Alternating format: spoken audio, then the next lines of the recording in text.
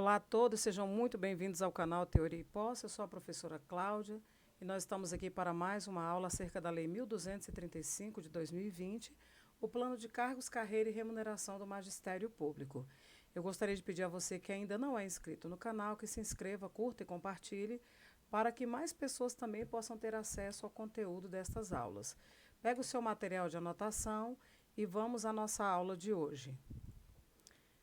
A lei que nós estamos tratando é a 1235. Nós ainda teremos, além desta videoaula, outra videoaula para concluirmos, por ser uma lei que não é tão pequena. Hoje nós iremos tratar dos capítulos 4 e 5, que fala do vencimento, remuneração e funções de confiança do Magistério Público Municipal. Aqui no capítulo 4, nós começamos falando do vencimento e da remuneração. O artigo 7º trata dos direitos e vantagens. Os profissionais do magistério têm direito a vantagens pecuniárias em função da qualificação alcançada, independentemente do nível de ensino em que atuam. O piso salarial e a atualização. Os valores de vencimento são automaticamente atualizados conforme a Lei número 11.738 de 2008, que é a nossa lei do piso nacional. A atualização do piso salarial profissional nacional, o PSPN, ocorre anualmente no mês de janeiro. E qual é o conceito de vencimento aqui conforme esse artigo? O vencimento ele é a retribuição pelo efetivo exercício do cargo público. E o que é imprescindível nele? Em nenhuma hipótese ele pode ser inferior ao piso salarial profissional nacional. Então, de maneira alguma, o vencimento do servidor público municipal da área da educação, nós sabemos que em outras é assim também, ele pode ser inferior ao salário, ao piso nacional. Remuneração e vantagens do profissional do magistério. Artigo 7º-A. A remuneração ela é o vencimento acrescido das vantagens previstas nesta lei. Vantagens de natureza remuneratória são as seguintes: vencimento conforme os valores fixados no anexo 4, adicional de progressão funcional previstos no anexo 4, gratificação por titularidade, 13º salário, adicional de férias, também pelo exercício das funções de confiança como diretor escolar, vice-diretor escolar, secretário escolar, inspetor escolar, funções de supervisão escolar, coordenação e supervisão pedagógica e também coordenação de turno e orientação educacional conforme o anexo 4. E, por fim, por ministrar cursos de formação continuada, ele recebe um percentual aí de 15%. Então, aqui nós temos o conjunto de vantagens de natureza remuneratória, conforme a nossa lei. Gratificação de titularidade, qualificação e reconhecimento. Os requisitos para a concessão, conforme o artigo 9º, é ser profissional do magistério, ocupante de cargo de provimento efetivo e estável, dependerá de prova de conclusão de curso com carga horária mínima de 40 horas, totalizando 360. Regras essenciais. O percentual, ou seja, a vantagem é de 4% e incidirá sobre o vencimento base pago ao servidor. O interstício ou intervalo obedece a um período de 3 anos ou 36 meses entre uma e outra, contados a partir do último deferimento concedido. E a vedação de uso? O profissional não pode utilizar título que já resultou em concessão de progressão, titularidade anterior ou ingresso no concurso público. A informação é bem clara, não precisa explanar muito sobre isso, né? Integração na remuneração. A GT ela integra a remuneração para todos os efeitos legais, exceto para cálculos de outras vantagens, né? Nós já vimos isso em aulas anteriores também. Unificação.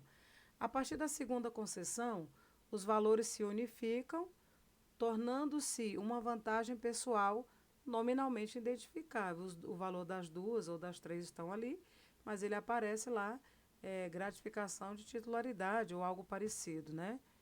Então, não aparece separadamente, primeira gratificação, segunda. Progressão funcional e restrições na carreira. A progressão funcional, conforme o artigo 10º, ela dá-se-á por antiguidade nos níveis, classes e referências. Ocorre no final de cada 365 dias efetivamente trabalhados e o valor é de 1,5% de adicional. E os impedimentos para esta progressão, conforme o artigo 8º, é estar em licença para tratar de interesse particular, em licença para mandato eletivo federal, estadual, distrital ou municipal, em exercício fora do âmbito da Secretaria Municipal de Educação e também, se não tiver 3 anos, no mínimo, no cargo de que seja titular por referência, também não receberá esta progressão. Capítulo 5. Cargos em comissão e funções de confiança. Isso está no artigo 11. A lei, ela cria funções de confiança e cargos de provimento em comissão. Os cargos de provimento em comissão, eles são providos por ato do chefe do Poder Executivo, que é o prefeito, como, por exemplo, os diretores, vice-diretores, inspetores, supervisores e secretários escolares. E as funções de confiança? Ela compete ao titular da pasta da educação municipal, ou seja, o secretário de educação. E o exemplo que nós temos aqui são os supervisores pedagógicos e os coordenadores de turno. A designação e dispensa para o supervisor pedagógico e coordenador de turno é ato discricionário do secretário municipal de educação. E qual é o requisito fundamental para isso? A designação ela deve recair exclusivamente em servidores ocupantes de cargos de provimento efetivo. Se você for em busca de um cargo comissionado, você pode ser apenas temporário, mas nesse caso, em funções de confiança, só pode ser o pessoal efetivo. Mas quais são as vedações que existem? Quem não pode exercer essa função de confiança? Os servidores que ocupem cargos efetivos em extinção, os servidores que ocupem cargos de provimento em comissão, servidores contratados por tempo determinado, ou seja, os temporários. Estes não poderão ser designados para os cargos, para as funções de confiança. E as regras da vantagem remuneratória para a função de confiança, conforme o artigo 11A, ela incidirá sobre o vencimento base do cargo efetivo e não se acumulará com outras vantagens. A vantagem devida pelo exercício da função de confiança, ela não incorpora aos vencimentos para qualquer efeito legal. Nós já vimos em aulas anteriores como funciona essa questão do que incorpora ou não aos vencimentos, né? Jornada de trabalho e estrutura de gestão. Artigo 11 e artigo 14. A jornada de trabalho para funções / cargos.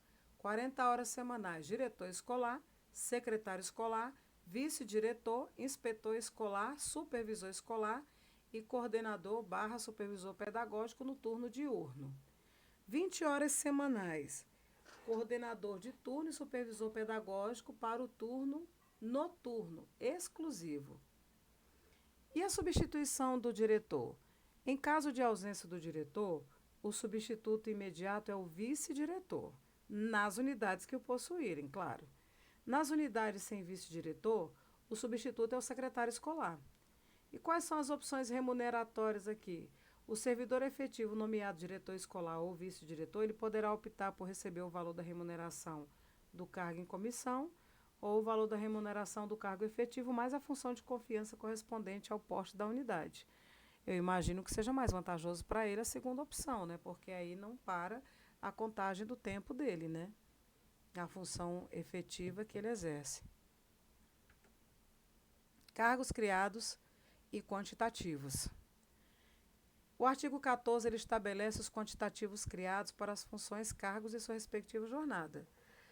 No caso de cargos comissionados, o diretor de unidade escolar são 30 cargos, 40 horas semanais.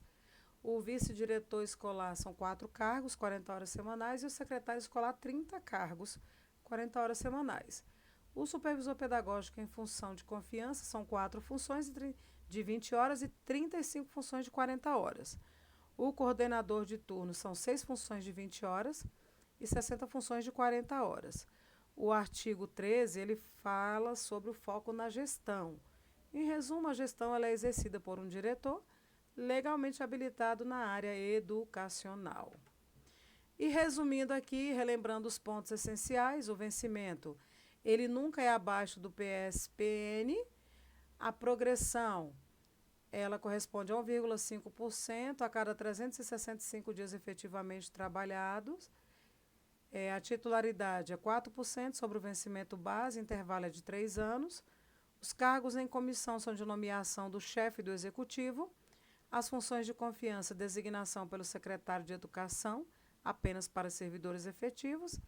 E a vantagem da função de confiança, ela não acumula e não incorpora ao vencimento. Então é isso, pessoal. Nós tivemos aí essa aula, ela não foi tão longa, mas é um conteúdo que nós precisamos, né, aprender direitinho, né? Muito obrigada e até a nossa próxima aula, que em breve estará aqui no canal. E não se esqueça, entre no grupo de WhatsApp para que você responda aos simulados interativos.